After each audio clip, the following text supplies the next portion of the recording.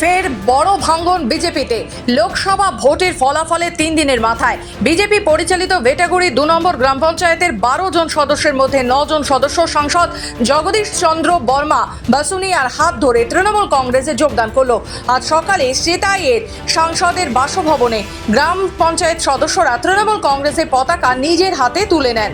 জনগণ আমাদেরকে আশীর্বাদ করে এই জায়গায় বসিয়েছে। আজকে জনগণ যেদিকে থাকবে আমরাও সেদিকে থাকব, কারণ আমাদের সারা পশ্চিমবঙ্গে যে অবস্থা, আজকে আমাদের মুখ্যমন্ত্রী মাননীয় মমতা বন্দ্যোপাধ্যায়ের নেতৃত্বে যেভাবে দলের উন্নয়ন হয়েছে রাজ্যের উন্নয়ন হয়েছে এবং দলের যেরকম একটা ভালো ফল হয়েছে আর কি, তাতে সকল জনগণই ওনার পক্ষে আছে।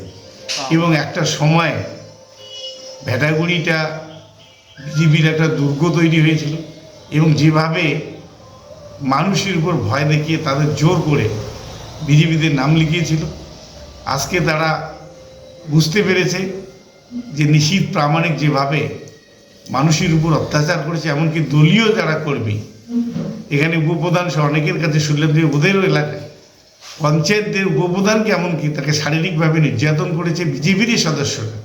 অর্থাৎ অঞ্চলটাকে 3 জনে মিলে তারা চালাতো এবং বকলমে নিশীথ প্রামাণিক যেভাবে কথা বলার সেইভাবে তারা কাজ করতো। অর্থাৎ অ্যাকচুয়ালি যেটা বলেছিলাম যে গুন্ডা রাজ, সেটা ভেটাগুড়িতে চলতো। আজকে তারা সেই গুন্ডা রাজের অবসান হয়েছে, তারা খুশি হয়েছে।